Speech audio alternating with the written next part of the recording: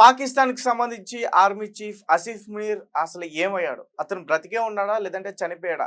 ఎందుకంటే అక్కడున్న ఆర్మీ సైన్యంతో పాటు పాకిస్తాన్‌కి సంబంధించిన ప్రజలందరూ కూడా ఆసిఫ్ మునీర్ పైన తిరుగుబాటు చేస్తున్నారట. అతను కనిపిస్తే చంపేస్తామంటూ కూడా బెదిరించే ప్రయత్నాలు కూడా జరుగుతున్నాయట. సో దీనికి సంబంధించి మరింత పూర్తిగా సమాచారం మనం తెలుసుకునే ప్రయత్నం చేద్దాం.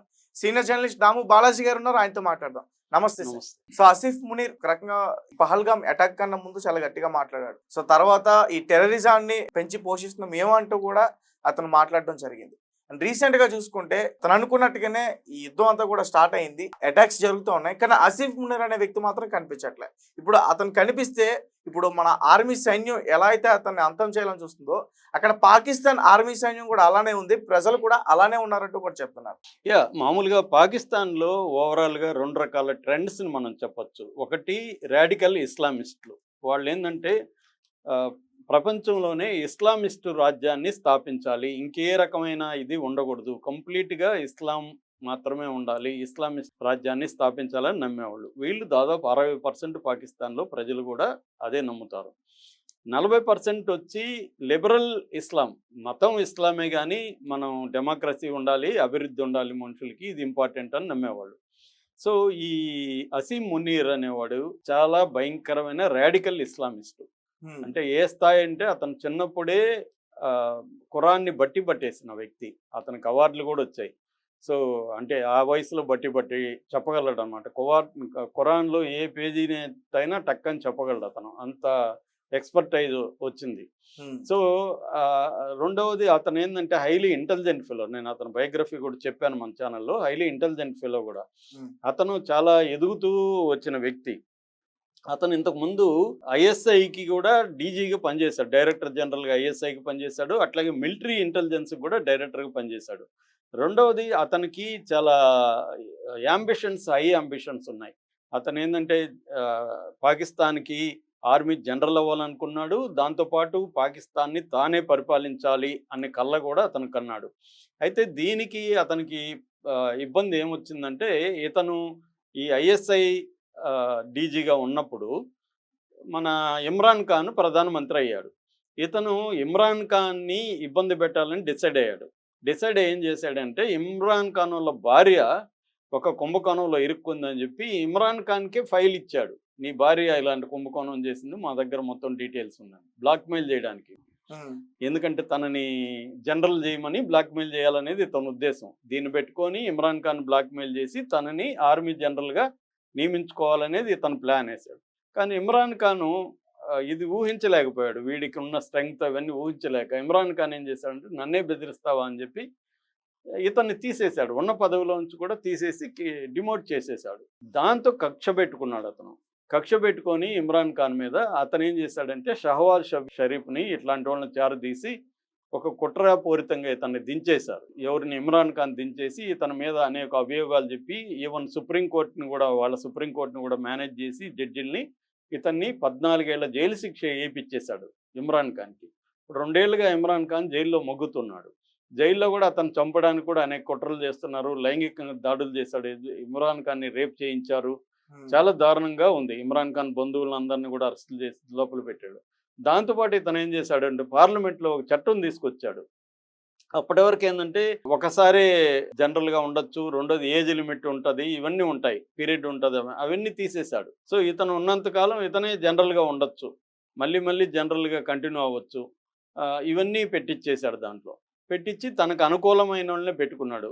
ఏది ఒక ప్రధానమంత్రి నవాజ్ షరీఫ్ వాళ్ళ తమ్ముడు అతను తన కంట్రోల్లో ఉంటాడు. అలాగే ప్రెసిడెంట్ కూడా తన కంట్రోల్లో ఉండేవాళ్ళనే జర్దానీ, ఆసిఫ్ అల్ జర్దానీ ప్రెసిడెంట్, పాకిస్తాన్ ప్రెసిడెంటు, అతను కూడా తన కంట్రోల్లో పెట్టుకున్నాడు.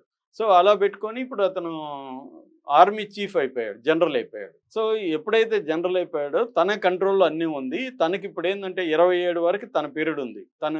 తనకి ఏమైందంటే ఈ మధ్యకాలంలో ఇవన్నీ చేయడం వల్ల ప్రజల్లో నేను చెప్పిన 40% ప్రజలు ఉన్నారు కదా, ఇదే కాకుండా ఇమ్రాన్ ఖాన్కి ఇస్లామిస్ట్ రాజ్యం కావాలని నమ్మేవాళ్ళు కూడా ఇమ్రాన్ ఖాన్ వైపు ఉండే ప్రజల సంఖ్య కూడా బలంగా ఉంది.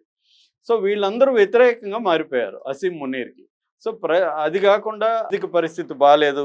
తర్వాత ఒకవైపు బెలూచి లిబరేషన్ ఆర్మీ, మరోవైపు టీటీపీ తెహ్రే ఈ తాలిబాన్ పాకిస్తాన్ అనే ఒక సంస్థ ఉంది. వాళ్ళు ఒకవైపు వీళ్ళు అటాక్స్ అనేవి మొదలు పెట్టారు మిలిటరీ మీద. సో మిలిటరీ మీద దాడులు పెరిగాయి. దాదాపు నెలలోనే 200-300 మంది మిలిటరీ సైనికులు చనిపోతున్నారు. మరోవైపు ప్రజల్లో అసంతృప్తి, మరోవైపు ఇమ్రాన్ ఖాన్ పార్టీ బ్యాచ్ అంతా వ్యతిరేకం. వాళ్ళు పెద్ద ఎత్తున వీధుల్లోకి వచ్చి ఎప్పుడూ లేనంత స్థాయిలో వాళ్ళు ధర్నాలు, రాస్తారోకోలు చేస్తున్నారు. వాళ్ళని ఏ మిలిటరీ కూడా ఆపలేకపోతుంది.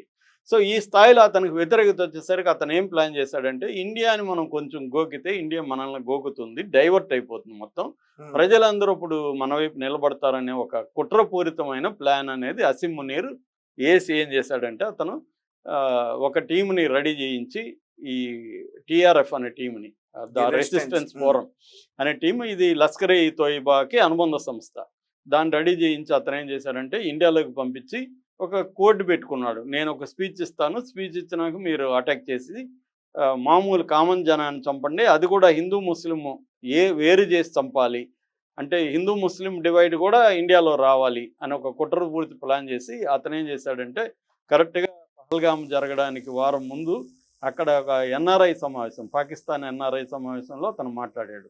అతని స్పీచ్ చూస్తేనే అర్థమవుతుంది ఎంత హేట్ స్పీచ్ అనమాట అది. అంటే హిందూ ముస్లిము అనేవాళ్ళు చాలా తీవ్రమైన వ్యతిరేకతలు ఉన్నాయి, అసలు ఏ దాంట్లో కూడా కలవరు, వాళ్ళ గోల్స్ వేరు, వాళ్ళ భాష వేరు, వాళ్ళ సంస్కృతి వేరు, వాళ్ళ బట్టలు వేరు, అన్నీ వేరు వేరు అని ఒక స్పీచ్ ఇచ్చాడు. దాంతోపాటు పాకిస్తాన్ అనేది మనకి జీవనాడి లాంటిది, మన దీంట్లో భాగం, దానికోసం నేను ఏమైనా చేస్తాననేది కూడా ఒకటి ఇచ్చాడు. ఇది ఇప్పటి వరకు ఇవ్వలేదు. సో దీంతో ఏమైంది, పహల్గామ్ అటాక్ జరిగింది. వాడు అనుకున్నట్టే నువ్వు ముస్లిమా హిందూ అని జిప్పు చేయించడం, తర్వాత కల్వా చదవమండం, ఇవన్నీ చేసి అతి దారుణంగా 26 మందిని, అందులో ఒకరు నేపాలీ టూరిస్ట్ అయితే ఇంకొక అతను అక్కడ హార్స్ రైడర్ ముస్లిము, మిగతా 25 మంది ఇండియన్, 24 మంది ఇండియన్ హిందూ మగవాళ్ళు. సో ఇది టార్గెట్గా ప్లాన్డ్గా చంపారు. చంపి కూడా వాళ్ళు ఎస్కేప్ అయిపోయారు, మనం పట్టుకోలేకపోయాం. సో ఇప్పుడు అసీం మునీర్ సక్సెస్ అయ్యాడు, తను అనుకున్న దాంట్లో నెరవేరింది అతను. ఎందుకంటే మొత్తం ఇప్పుడు ఇమ్రాన్ ఖాన్తో సహా అందరూ కూడా ఇతన్ని సపోర్ట్ చేయాల్సి వచ్చింది. ఎందుకంటే ఇండియా వర్సెస్ పాకిస్తాన్ అనేసరికి పాకిస్తాన్లో వాళ్ళందరూ కూడా అసీం మునీర్ని వ్యతిరేకించే వాళ్ళు కూడా అసీం మునీర్ వైపు నిలబడాలి. ఇక్కడ కూడా అంతే కదా, మోడీని కాంగ్రెస్ మిగతా వాళ్ళు వ్యతిరేకిస్తున్నారు మొన్నటి వరకు, ఇప్పుడు చచ్చినట్టు మోడీని సపోర్ట్ చేస్తున్నారు కదా, అందరూ మోడీ వెంట నిలబడుతున్నారు కదా.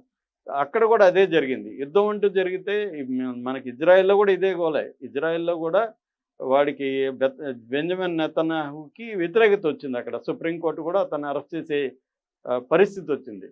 దాంతో అతను ఏం చేశాడు, గాజా మీద దాడికి ఒక సాగు దొరికింది, వాళ్ళు హమాస్ వాళ్ళు దాడి చేసేసరికి. దానివల్ల ఇప్పుడు వాడి పొజిషన్ నిలబడిపోయింది గట్టిగా, అతను ఎవరు కదిలించలేని పరిస్థితి.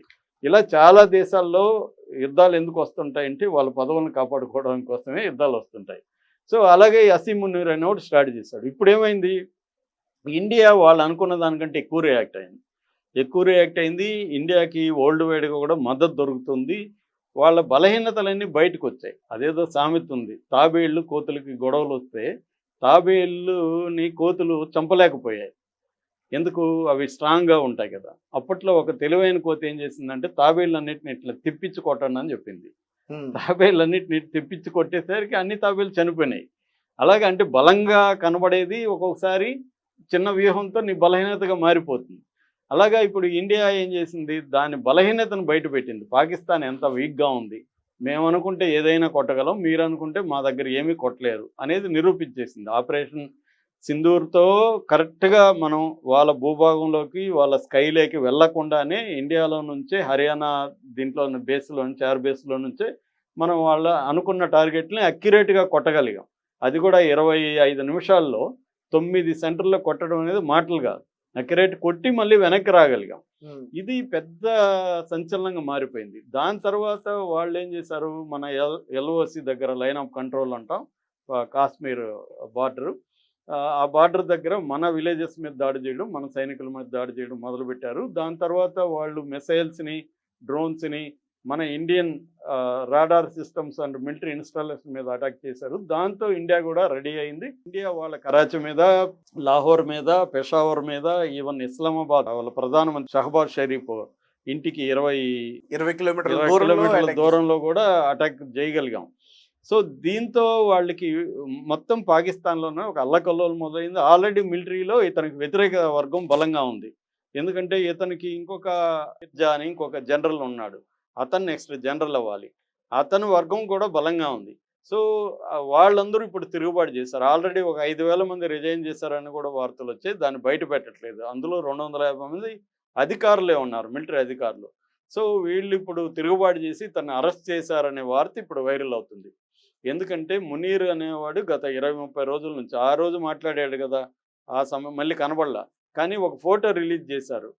ఏప్రిల్ 26న పాకిస్తాన్ మిలిటరీ అకాడమీ కాకుల్ అంటారు, అబ్జతాబాద్ ఏరియా పేరు. అబ్జతాబాద్లో ఉండే మిలిటరీ అకాడమీలో ఇతను మాట్లాడుతున్నట్టు ఒక ఫోటో రిలీజ్ చేశారు. వీడియో ఎందుకు రిలీజ్ చేయలేదు? అంతకుముందేమో వీడియో రిలీజ్ చేశారు, ఇప్పుడేమో ఫోటో రిలీజ్ చేశారు. అంటే అది అబద్ధం అని ఒక డౌట్. ఒకవేళ నిజం అనుకున్నా 26 తర్వాత ఇప్పటి వరకు ఎందుకు కనబడలేదు? ఏప్రిల్ 26 తర్వాత అదొక 4 రోజులు, ఇదొక 9 రోజులు అనుకుంటే 12, 13 రోజులు అయిపోయింది కదా. ఎందుకు అతను కనిపించట్లేదు? ఎందుకంటే ఇంత టెన్షన్ సిచ్యువేషన్లో అతను ప్రజలకి మిలిటరీకి ధైర్యం చెప్పి చేయాలి కదా, అతను చేయట్లేదు. అంటే అతను అరెస్ట్ చేసేసారు, ఎమర్జెన్సీ పెట్టేశారు. తర్వాత ఇతను ఇందాక చెప్పిన షాహిర్ షంషద్ మిర్జానే ఇప్పుడు ఇన్ఛార్జిగా ఉంటున్నాడు. అతనే పగ్గాలు తీసుకున్నాడు. అందుకనే ఇప్పుడు వాళ్ళు యుద్ధం అనేది ఒక పక్క చేస్తున్నట్టు డ్రామా ఆడుతున్నా, రెండో పక్క ఇతర దేశాల అధ్యక్షుల్ని, ప్రధానమంత్రుల్ని రిక్వెస్ట్ చేస్తున్నారు, మీరు మా ఇద్దరి మధ్య సమస్యని పరిష్కారం చేసి యుద్ధాన్ని ఆపండి. అందుకని మన ఇరాన్ ప్రధానమంత్రిని వాళ్ళే పంపించారు ఇండియాకి వచ్చి కలిసిపోయారు. మన వాళ్ళు ఏవో కొన్ని డిమాండ్లు పెట్టారు. ఇతను వెళ్ళి రేపు ఇప్పుడు సందర్శిస్తున్నాడు పాకిస్తాన్ ఇరాన్ ప్రధానమంత్రి, అట్లాగే సౌదీ అరేబియా ప్రధానమంత్రి.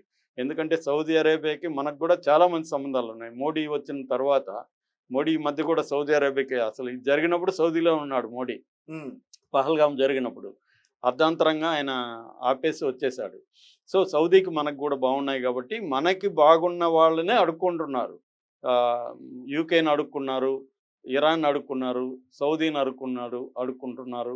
అందువల్ల వాళ్ళు ఏంటంటే అసీం మునీర్ చేసిన ఒక చెత్త నిర్ణయం వల్ల ఇది జరిగింది. సో దీన్ని ఎట్లన్నా ఇప్పుడు ఆపాలి అనే దాంట్లో వాళ్ళు ఉన్నారు. ఆపాలంటే ఇండియా గమ్మున ఉండదు కదా. ఇండియా ఇప్పుడు డిమాండ్స్ పెడుతుంది, ఎవరిని మసూద్ అజర్నో లేకపోతే ఇలాంటి వాళ్ళంతా మాకు అప్పగించండి, దావుద్ ఇబ్రాహింని, టైగర్ మెమూన్ని వీళ్ళని అప్పగించండి, ఇంకేవో కొన్ని పెడుతుంది. సో ఆ డిమాండ్లని ఇప్పుడు వీళ్ళు వెళ్ళి చర్చిస్తున్నారు. కాబట్టి 2 రోజుల్లో 3 రోజుల్లోనే ఏదో కొలిక్కి వచ్చే అవకాశం అయితే ఉంది. ఆల్రెడీ వాళ్ళ డిఫెన్స్ మినిస్టర్ ఖ్వాజా ఆసిఫ్ మాకు యుద్ధం చేయాలని లేదని కూడా చెప్పాడు అతను ఓపెన్గానే. కాబట్టి వాళ్ళ యుద్ధ పరిస్థితి లేదు, ఇతని పరిస్థితి అయితే అయిపోయింది. ఎందుకంటే ఆల్రెడీ ఇమ్రాన్ ఖాన్ బ్యాచ్ ఇతనికి యాంటీగా ఉంది, మిలిటరీలో ఇతనికి వ్యతిరేకత ఉంది. ఇప్పుడు ప్రజల్లో కూడా అతను అనుకున్న దానికంటే రివర్స్లో వ్యతిరేకత వచ్చేసింది ఆసిఫ్ మునీర్కి. సరే, ఈ టైంలో ఇమ్రాన్ ఖాన్ ఏమైనా బయటకు వచ్చే ఛాన్సెస్ ఉంటాయా? ఇప్పటికిప్పుడు రాలేడు అతను. అతను రావాలంటే వాళ్ళ పార్టీ మళ్ళీ ఎలక్షన్లు జరిగి వాళ్ళ పార్టీ అధికారంలోకి వస్తే కానీ అతను రాలేడు. ఎందుకంటే అతనికి సుప్రీంకోర్టు 14 ఏళ్ళు శిక్ష వేసింది. అది ఇప్పుడు మళ్ళీ రివ్యూ చేయాలంటే పార్లమెంట్లో తీర్మానం చేసి వాళ్ళ ప్రెసిడెంట్ చేసి చేయాలి. అది ప్రాసెస్ టైం పడుతుంది. కానీ ఈ లోపల అతని బ్యాచ్ అయితే, అతనికి మద్దతుదారులు పెద్ద ఎత్తున ఉన్నారు కాబట్టి వాళ్ళు ఈ అవకాశాన్ని ఉపయోగించుకొని ఇప్పుడు కాబోతున్న జనరల్ ఎవరైతే షంషద్ మిర్జా ఉన్నాడో ఈ షంషద్ మిర్జాని ఉపయోగించుకొని వాళ్ళు ఇతన్ని ముందు దించేస్తే మిలిటరీలో బలం బట్టే ఉంటుంది ఎవరికైనా. అక్కడ ప్రధానమంత్రి అవ్వాలన్నా దించేయాలన్నా మిలిటరీనే. కాబట్టి మిలిటరీలో ఇప్పుడు మార్పులు జరిగాయి. అసీం మునీర్ని అరెస్ట్ చేశారనే వార్త వైరల్ అవుతుంది. అది జరిగితే ఇండియాకి కూడా గుడ్ న్యూసే. ఎందుకంటే అసీం మునీర్ ఒక మూర్ఖుడు, వాడు చదువుకున్న తెలివైన మూర్ఖుడు. వాడు కరెక్ట్గా సిచ్యువేషన్ ఎవరితో గొడవ పడాలని ఒక ఐడియా ఉండాలి కదా. నీ ఈక్వల్తో గొడవ పడవచ్చు, నీకంటే తక్కువ ఉండేవాడితో పడవచ్చు, కానీ నీకు ఎక్కువ ఉండేవాటి పడడం అంటే సూసైడలే కదా అది. వాడేముంది, రేపు ఎస్కేప్ అయిపోయి గల్ఫ్కో వెళ్ళిపోతాడు. కానీ ప్రజలు అనేక మంది రేపు చనిపోయే అవకాశం ఉంది. మిలిటరీలో పెద్ద ఎత్తున చనిపోతారు. ఎందుకంటే ఇండియా ఇక్కడితో సైలెంట్గా ఉండదు కదా. వాడు ఒక పని చేస్తే మనం ఇంకా నెక్స్ట్ డబుల్గా మనం చేయగలిగిన కేపబిలిటీస్ ఉన్నాయి. ఆల్రెడీ మనం వాళ్ళ పోర్టులను ఆక్యుపై చేసేసుకునే పరిస్థితి ఉంది. వాళ్ళ మొత్తం ఇప్పుడు ఇండియా పాకిస్తాన్ మన రాడార్లో ఉంది. రెండోది అటువైపు అక్కడ టీపీటీ ఒకటి ఉంది సంస్థ, రెండోది బిఎల్ఏ ఉంది. వాళ్ళు కూడా దాడులు మొదలు పెట్టేశారు. కాబట్టి ఇండియా అనుకుంటే అది మటాష్ అయిపోయే అవకాశం ఉంది. ఎందుకంటే వాళ్ళు న్యూక్లియర్ వెపన్స్ వేయచ్చు, కానీ అది వేసే పరిస్థితి లేదు. ఎవరు వేసినా అది వాళ్ళ మీద వాళ్ళు వేసుకున్నట్టే కదా. మనం మాత్రమే చచ్చిపోం కదా వాళ్ళు వేస్తే. మనం ఒకటేస్తే వాళ్ళు కూడా పోతారు కదా. కాబట్టి న్యూక్లియర్ వెపన్స్ అనేవి జరగదు. ఈ లోపలే ఇన్ని జరగాలి. అందుకని ఇప్పుడు అసీం మునీర్‌ని అరెస్ట్ చేయడం తప్ప వేరే మార్గం వాళ్ళకి కూడా లేదు.